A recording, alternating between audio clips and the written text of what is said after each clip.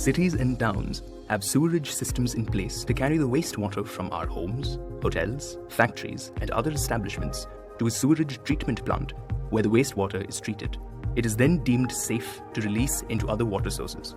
The treatment of wastewater goes through different stages. Wastewater is treated to remove the physical, chemical, and biological contaminants present in it through various processes.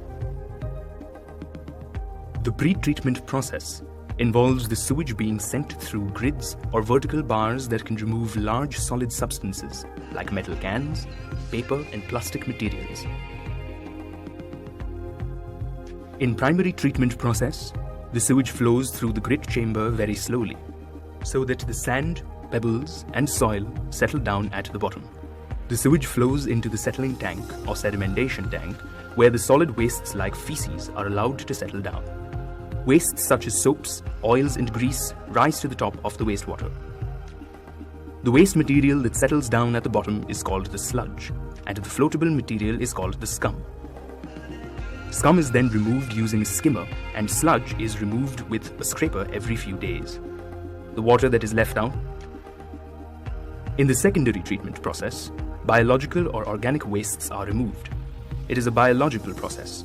This is done by transferring the clarified water into an aeration tank, where air blowers bubble air, which helps the aerobic bacteria to grow and feed on the organic contaminants such as food waste, feces, and other organisms.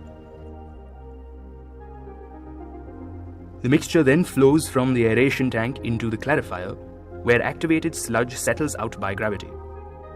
The activated sludge so produced along with the sludge produced in the primary process is transferred to the digester, where it is decomposed by anaerobic bacteria.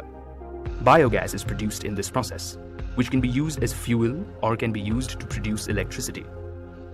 The activated sludge is then left in the sand drying beds. Some quantity of water in the activated sludge evaporates, and the remaining quantity drains through the sand beds. This leaves behind the remaining dried sludge, which can be used for making fertilizers or compost. In the tertiary treatment process, the leftover wastewater is treated with chlorine to remove the phosphorus compounds, nitrogen compounds, and bacteria. It is a chemical process. Chlorine tablets are added to kill the germs. This process is called chlorination. Then this water is let off into the water bodies.